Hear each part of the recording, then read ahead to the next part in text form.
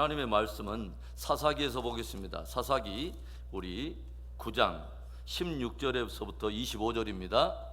이제 너희가 아비멜렉을 세워 왕으로 삼았으니 너희가 행한 것이 과연 진실하고 의로우냐? 이것이 여룻바알과 그의 집을 선대함이냐? 이것이 그의 손이 행한 대로 그에게 보답함이냐?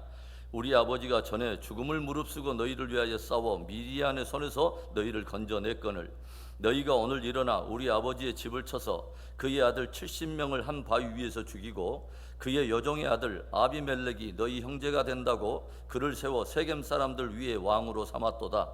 만일 너희가 오늘 여룻바알과 그의 집을 대접한 것이 진실하고 의로운 일이면 너희가 아비멜렉으로 말미암아 기뻐할 것이요 아비멜렉도 너희로 말미암아 기뻐하려니와 그렇지 아니하면 아비멜렉에게서 불이 나와서 세겜 사람들과 밀로의 집을 살을 것이요 세겜 사람들과 밀로의 집에서도 불이 나와 아비멜렉을 살을 것이니라 하고 요담이 그의 형제 아비멜렉 앞에서 도망하여 피해서 부엘로 가서 거기에 거주하니라.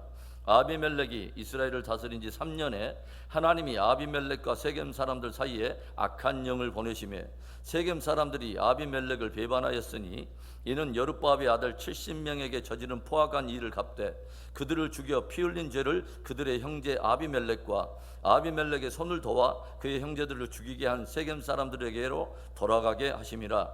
세겜 사람들이 산들의 꼭대기에 사람을 매복시켜 아비멜렉을 엿보게 하고 그 길로 지나는 모든 자를 다 강탈하게 하니 어떤 사람이 그것을 아비멜렉에게 알리니라. 사사기 9장을 가리켜서 요담의 우화장이라고 말을 해요. 어떤 한 비극적인 사건에 대해서 요담이라고 하는 사람이 그 사건을 빗대어 하나의 우화를 들려주는데 그 우화가 단순한 이야기가 아니라 하나의 애언이 되어서 결국 성취되더라고 하는 거예요. 그 비극적인 사건이란 어떤 사건을 말하는 것입니까? 미디안과의 그 군대의 그 전쟁에서 미디안의 손으로부터 이스라엘을 구원해낸 사사인 기드온이 여러 아내를 두었고 그 여인들로부터 무려 70명의 자식들을 얻게 되는데 그 가운데 첩의 아들인 아비멜렉이라고 하는 사람이 자기 고향 동족의 사람 세겜 사람들을 선동해서 다른 이복 형제 70명을 다 죽여버리고 세겜 사람들의 지지를 얻어서 왕이 된 사건을 말하는 것입니다.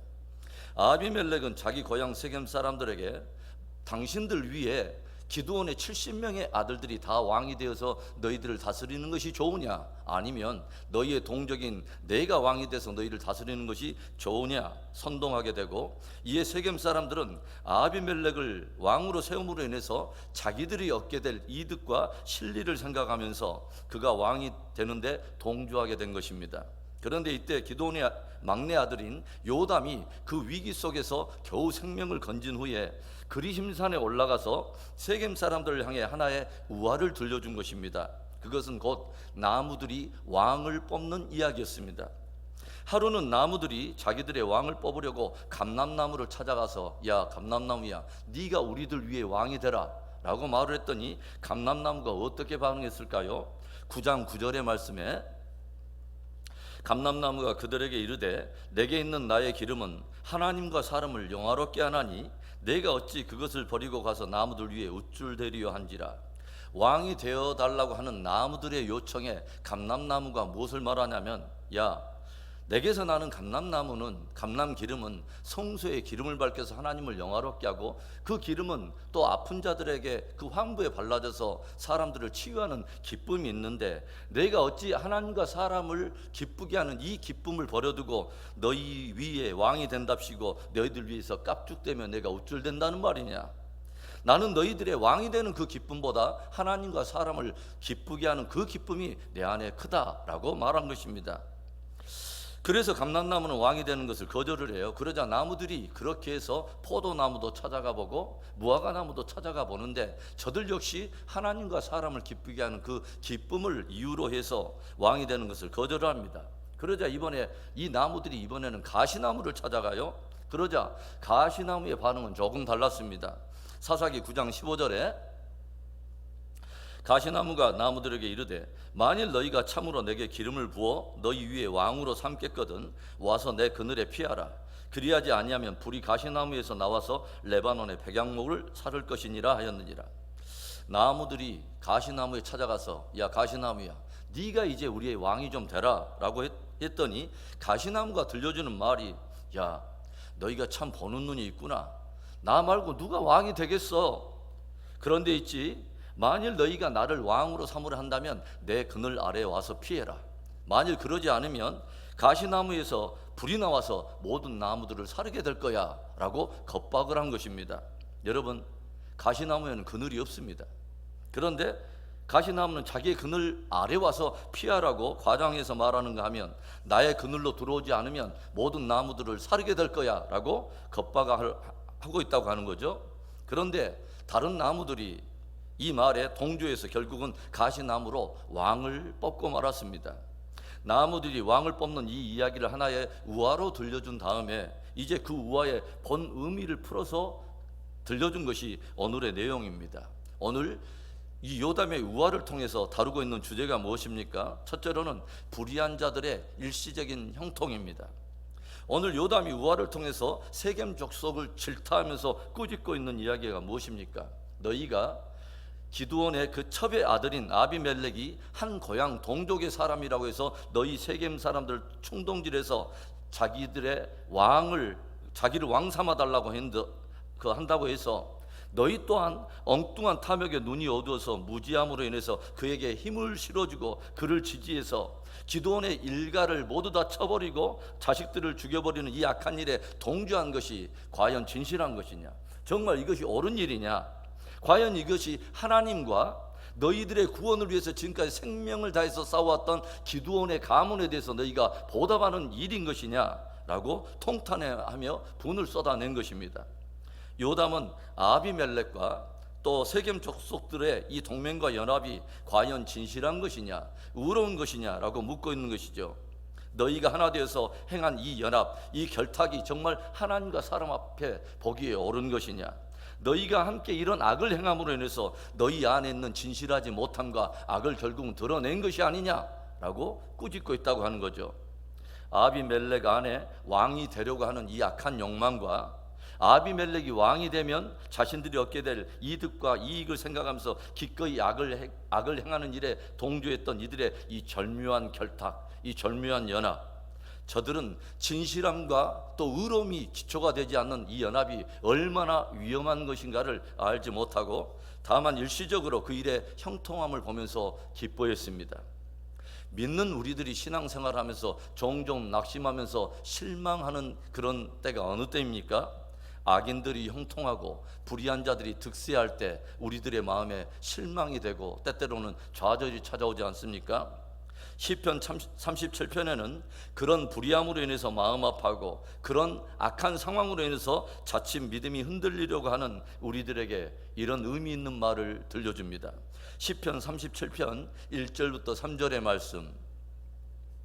악을 행하는 자들 때문에 불평하지 말며 불의를 행하는 자들을 시기하지 말지어다. 그들은 풀과 같이 속히 배임을 당할 것이며 푸른 채소같이 쇠잔할 것이미로다. 여호와를 의뢰하고 선을 행하라. 땅에 머무는 동안 그의 성실을 먹을거리로 삼을지어다. 악인과 불의한 자들의 일시적으로 형통한다고 득세한다고 그것 때문에 실망하고 낙심하지 말라는 것입니다. 저들은 속히 배임을 당하고 속히 세잔하게 될 수밖에 없다고 하는 거죠. 오직 하나님을 의뢰하고 선을 행하며 하나님이 여상하게 믿음에 전진하고 있는 의로운 사람들을 위하여 그분이 베푸시는 성실을 식물로 삼으라는 것입니다. 진실과 의로움이 기초가 되지 않은 연합과 그런 불의한 결탁을 경계할 수 있기를 바랍니다. 오늘도 불의한 세상의 일시적 형통에 마음을 두지 말고 오직 하나님께 마음을 두고서 여상하게 성실한 믿음의 전진을 하는 복된 하루가 되기를 축원합니다. 오늘 내용이 다루고 있는 주제가 뭐예요? 둘째로는 불의한 마음과 불의한 연합의 역사는 악한 영에 대한 것입니다. 악하고 불의한 아비멜렉, 그리고 그의 욕망과 탐욕에 일조하게 된 또 이 세겜의 사람들, 저들은 각기 자기들의 욕심을 이루기 위해서 일시적으로 연합하고 동맹을 이루었어요. 그러나 진실함과 의로움이 기초가 되지 않았던 그들의 악한 연합은 오래가지 못했습니다. 왜일까요? 하나님이 살아계시기 때문이죠. 오늘 23절의 말씀, 하나님이 아비멜렉과 세겜 사람들 사이에 악한 영을 보내심에 세겜 사람들이 아비멜렉을 배반하였으니, 아비멜렉이 정권을 잡은 지 약 3년이 지나갈 즈음에 하나님께서 이 아비멜렉과 세겜 사람들 사이에 악한 영을 보내심으로 인해서 저들 사이에 균열이 일어나기 시작합니다. 이기심과 탐욕은 근본으로부터 성령으로부터 시작된 것이 아니기 때문에 이기심과 탐욕이 점점 굳어진 바로 저들의 관계 안에 하나님이 보내신 악한 영이 역사하기 시작하더라고 하는 거죠. 성경을 보니까 이스라엘의 초대 왕인 사울이 시기와 그 질투에서 회개하여 돌이키지 않고 계속해서 그 마음을 완악하게 품고 있을 때 어떤 일이 일어납니까?